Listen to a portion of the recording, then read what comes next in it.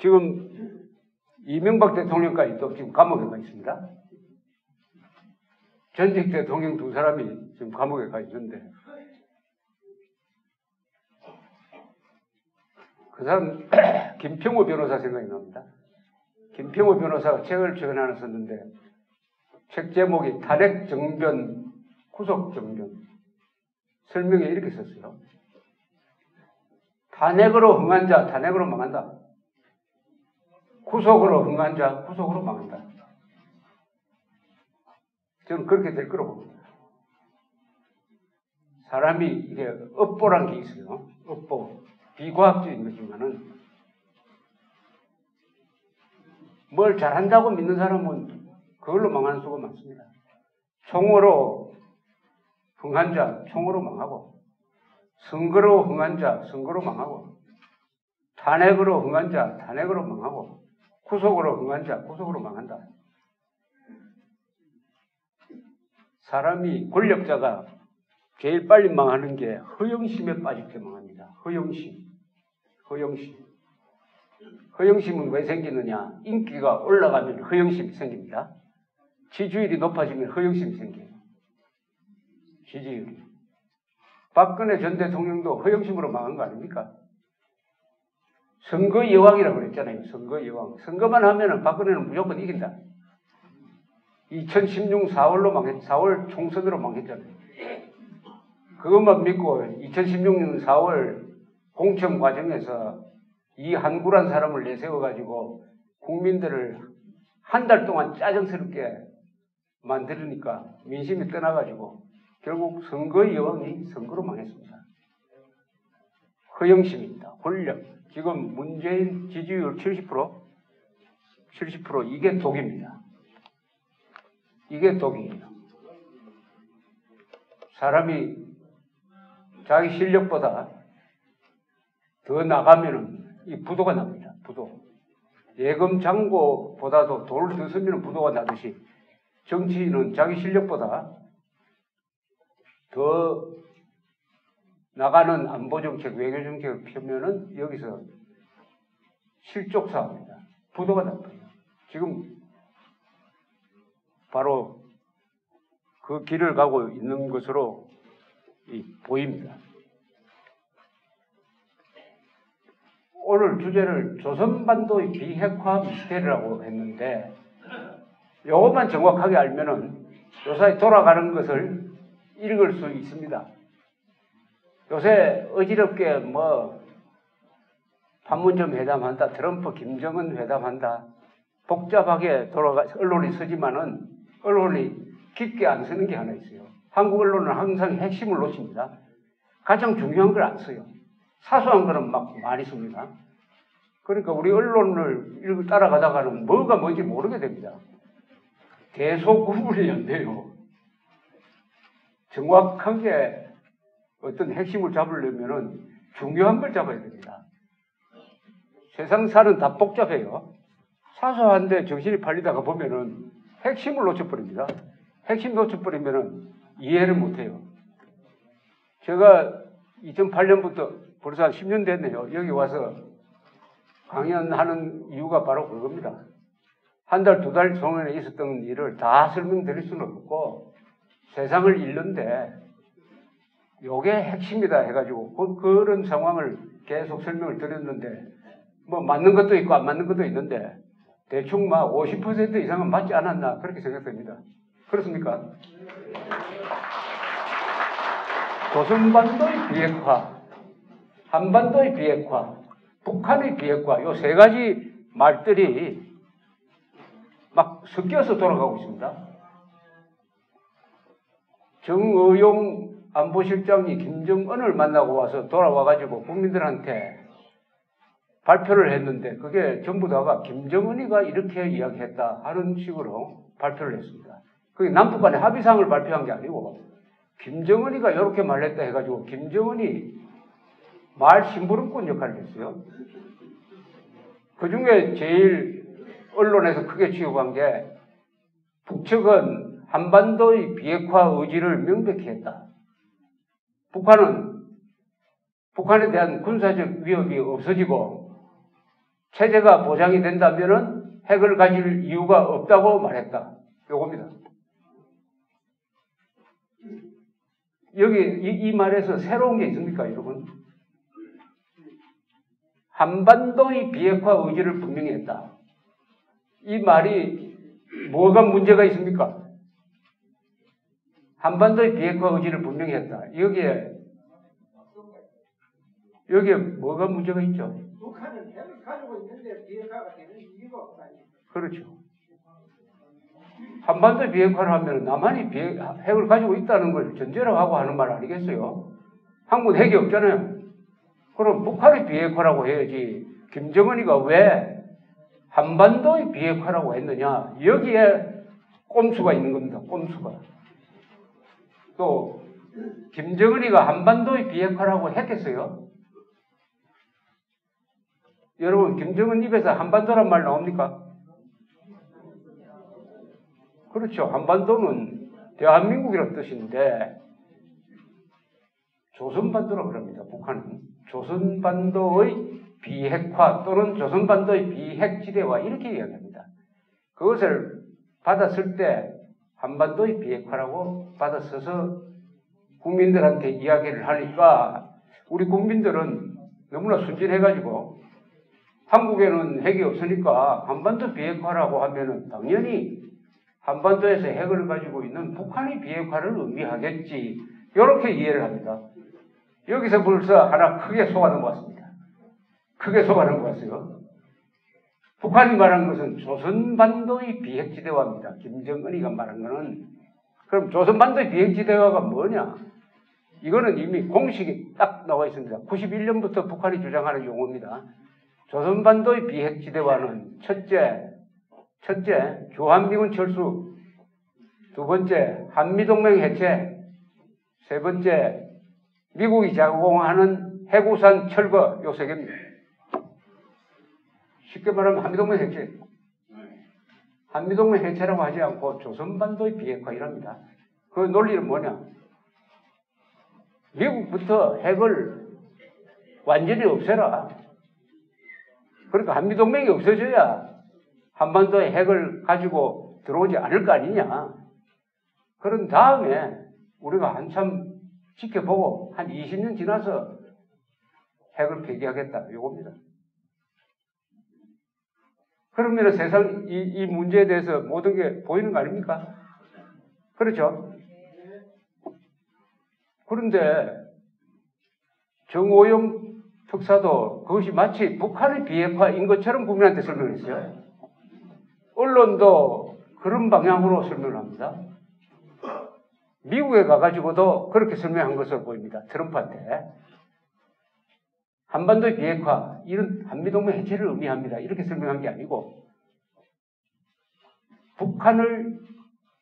북한의 비핵화를 의미합니다라고 설명한 것으로 추정이 됩니다. 그러니까 트럼프가 김정은 만나겠다고 한 거 아닙니까? 김정은 만나겠다고 한 트위터 내용을 보면은 트럼프가 이렇게 이야기했어요. 북한이 핵 동결을 넘어서 핵을 폐기하겠다고 하니까 만나겠다. 이래.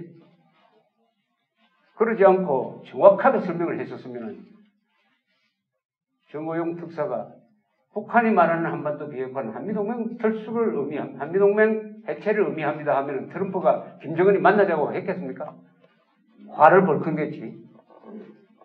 그러면은 트럼프가 속았느냐? 트럼프도 속았느냐? 트럼프도 그러면은 속았느냐? 아니면은 트럼프는 속지 않고 한국 대표가 와가지고 북한이 비핵화하겠다고 이야기하니까 그것만 딱 믿고 또는 그것을 전제로 해가지고 그러면 만나겠다. 즉 북한이 비핵화한다고 메시지를 전해왔으니까 나는 그걸 전제로 해가지고 김정은과 만나겠다. 이렇게 이야기가 된 겁니다. 형식상으로는. 그러니까 트럼프가 만나겠다고 하는 것은 김정은이가 핵을 포기하겠다고 하니까 그러면 잘 됐다. 한 만나서 이야기해보자. 이래 된 겁니다. 지금. 여기서 이제 커뮤니케이션의 착오가 일어났어요. 자, 김정은이가 트럼프를 만나고 싶다라고 이야기했다는데 그게 과연 어느 정도의 진실성을 가지고 그렇게 이야기했는지도 확실치 않습니다. 김정은이가 직접 트럼프를 만나겠다고 하면은 북한하고 미국 사이에 직접 대화 채널이 있어요. 그쪽을 통해서 하지 왜 한국을 통해서 이야기하느냐. 이게 의문스럽고 만나겠다고 하면은 친서를 보내죠. 직접 편지를 써서 보내야지. 아니면 녹음을 해가지고 보내야지.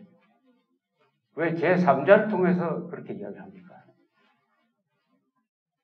만나겠다고 한 건지 아니면은 회담을 한번 해보자고 한 건지 어쨌든 트럼프가 받아버리는 바람에 형식적으로는 5월 이전에 트럼프 김정은 회담이 이제 이루어지는 걸로 되어 있습니다.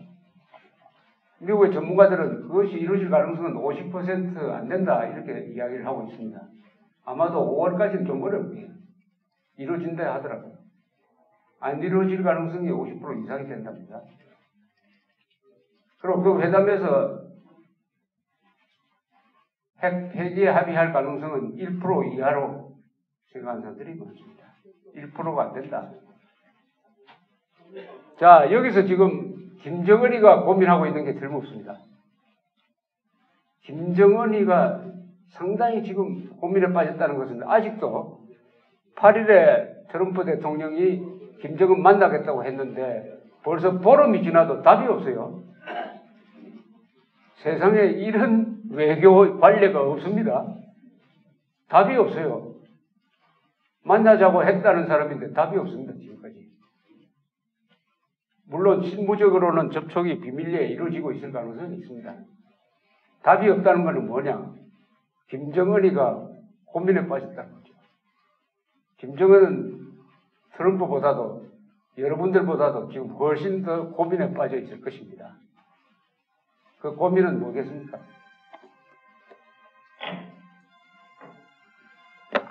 첫째, 어디서 만났냐? 평양에서 만날 수는 없다. 판문점에서 만났느냐? 제네바, 학교 다녔던 제네바에서 만났느냐? 아니면은 스웨덴에서 만났느냐? 어쨌든 북한을 벗어나서 바깥으로 나와야 돼요.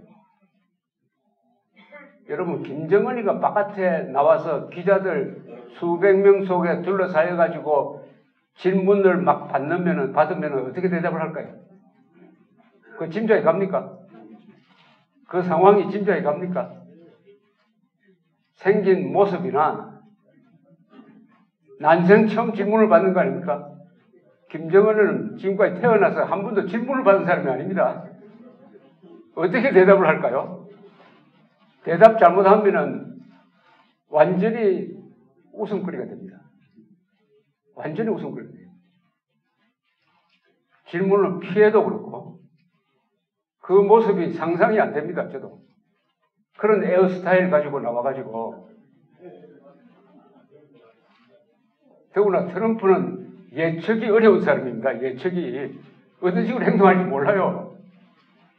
김정은이를 막 어깨를 툭툭 치고 그러면은 이게 그 동영상이 북한으로 들어갈 거 아닙니까? 북한에도 지금 핸드폰 가진 사람이 수백만이 됩니다. 그걸 막 돌려볼 거 아닙니까? 30대 초반입니다. 무슨 경험이 있어요? 30대 초반이. 사람 죽이는 거 말고 무슨 잘하는 게 있겠습니까? 30대 초반에 오누이 둘이가 앉아가지고 북한을 이끌고 가는데 바깥 세상, 이 넓은 세상에 나와가지고 기자들 등살에 한번 시달려버리면은 그게 제일 큰 고민일 겁니다, 지금. 그게. 자, 두 번째는, 아니, 트럼프가 비핵화를 전제로 해가지고 만나자고 딱 했다. 여러분, 북한이 핵 포기할 수 있다고 봅니까?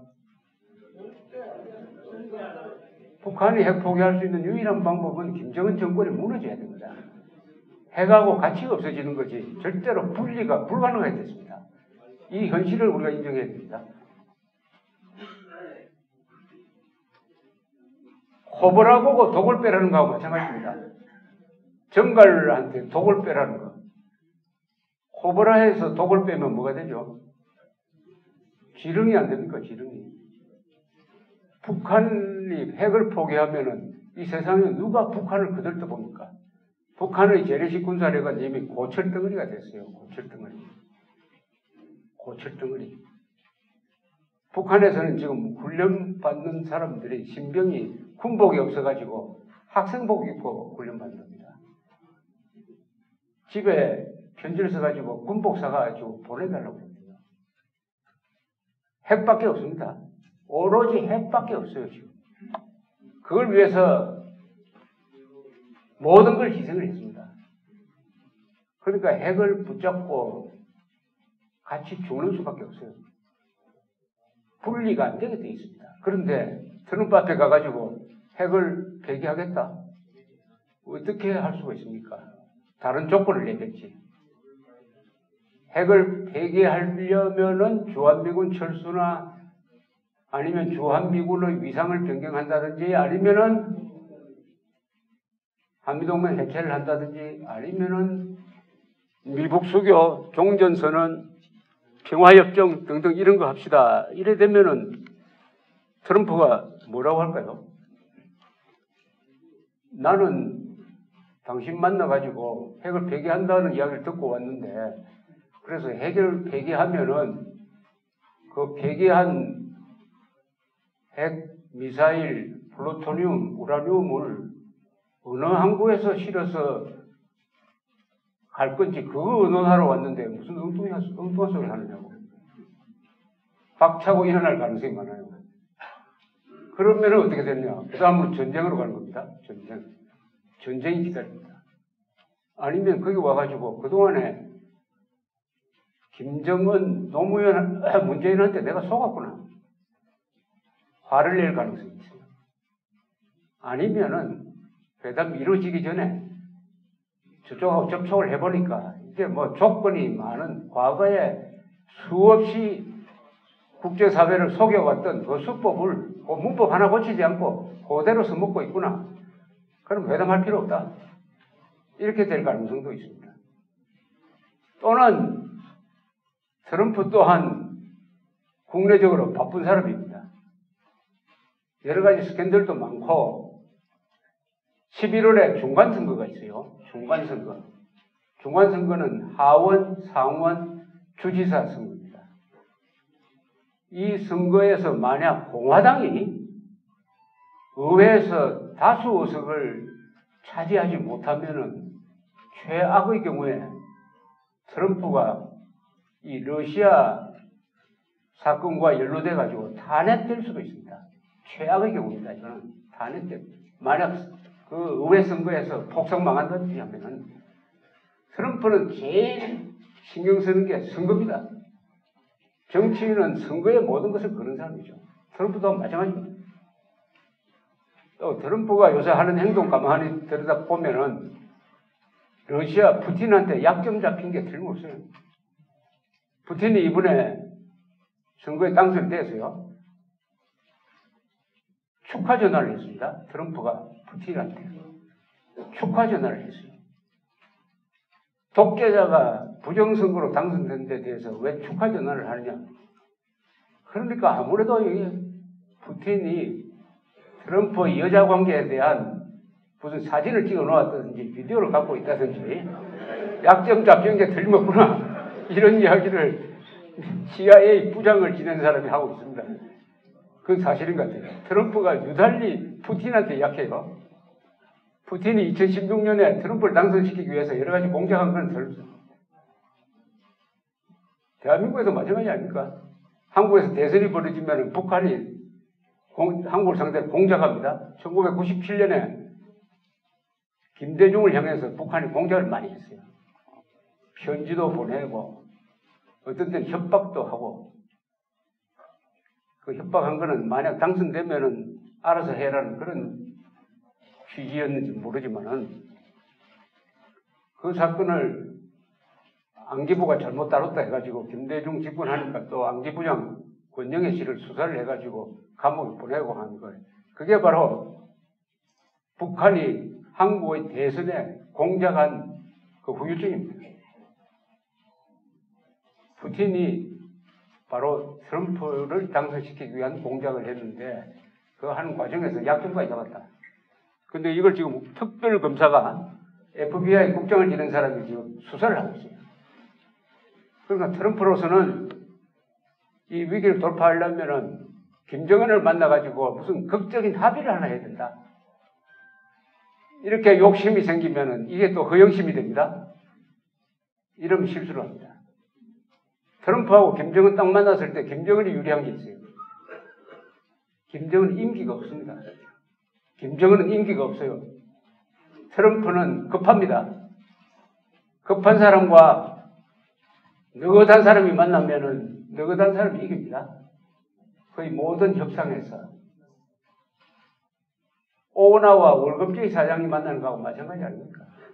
월급주의 사장은 단기간에 효과를 봐야 되는데 오나는 그렇게 할 필요가 없어요. 다만 하나 여기 김정은이도 시간이 없는 게 하나 있어요. 뭐겠습니까? 제재죠, 제재. 김정은이도 제재를 이렇게 세게 받으니까 계속 이거 1년, 2년 버틸 수 있겠나? 더구나 중국이 돈줄 끊고 기름줄 끊고 지금 적병지대 무역을 단속을 하니까 그야말로 김정은은 목이 죄어오는 것을 느낄 겁니다. 이렇게 되면은 측근들이 우선 돌았을지 모른다. 그동안에는 선물 주고 벤츠도 주고 뭐 꼬냑도 주고 했는데 그럴 만한 돈이 없다. 충성심은 돈으로 사는 거 아니겠습니까? 측근들의 김정은을 보는 눈빛이 달라진다. 그것을 느끼고 있을 겁니다. 더구나 중국이 대북 제재에 제일 열심입니다. 지금 북한에 대한 제재가 먹히고 있는 것은 거의 대부분이 중국이 협조했기 때문입니다. 중국이. 그러니까 김정은도 시간이 없어요. 과거와 다릅니다. 김정일 시대와는 달라요. 제재입니다. 그러면은 둘이 만났을 때 김정은이 현실적으로 꺼낼 수 있는 트럼프를 낚을 만한 카드는 이겁니다. 미국을 때릴 수 있는 ICBM 개발은 안 하겠다. 미국 본토를 공격하는 ICBM 개발은 안 하겠다. 나머지는 협상 한번 해보자. 이렇게 하는 겁니다. 그럼 트럼프는 어떻게 나올까요? 트럼프는 귀가 솔깃할 겁니다. 그동안에 북한이 본토를 위협하는 것은 절대로 용서할 수 없다라고 이야기했는데 김정은이가 미국 본토를 위협하는 ICBM 개발은 안 하겠다고 하니까 일단 트럼프는 미국 유권자들한테 이야기할 게 있어요. 본토 위협은 막을 수 있게 되었다. 자, 이게 바로 낚시밥입니다. 낚시밥을 무는 거예요, 트럼프가. 그거는 한국에 굉장히 불리합니다. 우선 말로서는 그렇게 할 수 있어요. 김정은이가 말로서는 그렇게. 자, 그러면 그걸 어떻게 확인하느냐? 그러면 북한이 ICBM 개발을 하는지 안 하는지 확인하려면은 미국 전문가가 북한에 들어가서 북한의 군사시설에 상주하고 있어야 됩니다. 그렇게 해야 확인이 되는 거 아닙니까? 그걸 금정이라고 해요. 금정.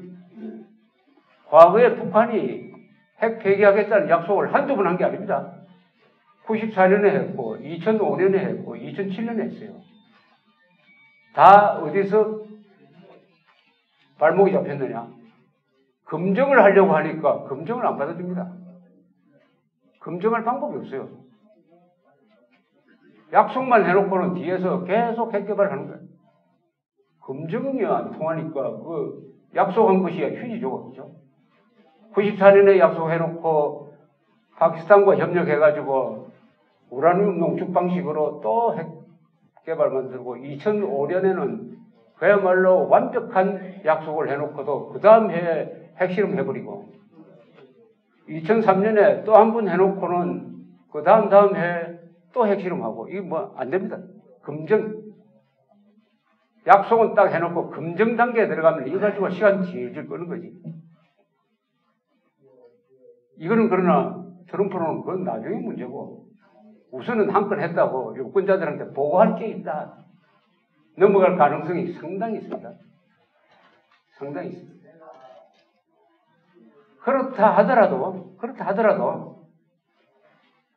트럼프가 요걸 양보 안 하면 돼요. 그렇다 하더라도 제재를 양보 안 하면 됩니다.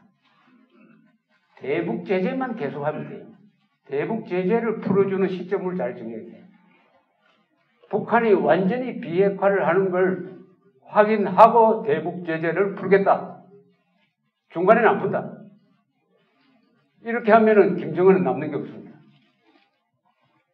문제는 이게 가능하냐는 겁니다. 논리상으로는 그게 가능해요. 논리상으로는 그렇게 하는 게 맞아요.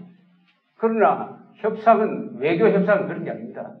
외교 협상은 하나 양보하면 이쪽도 하나 양보를 해주는 게 외교 협상이고, 협상으로 한번 들어가면은 거기 회담에 참여하는 사람은 모두가 무엇인가 합의를 이루려고 노력합니다. 합의를 이루려고 노력하는데, 그러다 보면은 회담판을 깨지 않으려고 해요.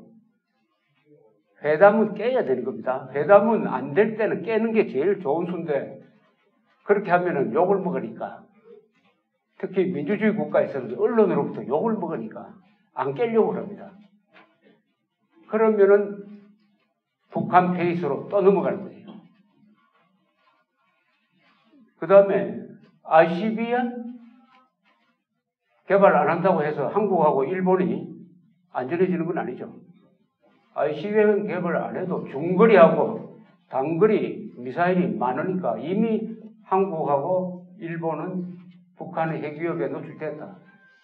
그럼 미국 본토를 공격 안 한다. 이거 하나 믿고 북한에 대한 제재를 풀어주면은 한국과 일본이, 아니, 우리는 뭐냐? 우리는 핵위협 속에 방치하고 미국만 안전하겠다고 하는 거냐? 그러면 우리도 핵무장할 수밖에 없다. 이렇게 나올 가능성이 많은데 문재인 정부는 그렇게 안 할 겁니다. 그러나 일본은 그렇게 할 가능성이 있어요. 일본은.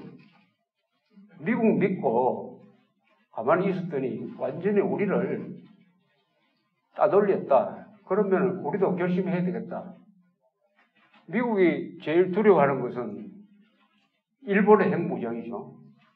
일본이 핵무장하기 시작하면은 한 10년 안으로는 중국을 능가하는 핵 강국이 되고, 핵을 가진 일본은 미국 말을 안 듣죠. 핵 가진 나라는 독자성이 강합니다. 두 골이 핵을 가진 다음에는 미국과 막 싸우면서 항상 독자 노선으로 갔어요. 핵이 있으니까, 핵무기가 있으니까. 지금 이렇게 설명드린 게 이 사건의 본질입니다. 본질의 몇 개, 첫째, 조선반도의 비핵화는 한미동맹 해체를 의미한다. 그 다음에 트럼프가 선거 때문에 강경 노선을 더 이상 유지할 수 없을 가능성도 있다. 그러나 제재만 계속하면은 북한은 무너지게 될 것이다. 그 다음에 또 하나가 한국의 국내 사정이죠. 한국.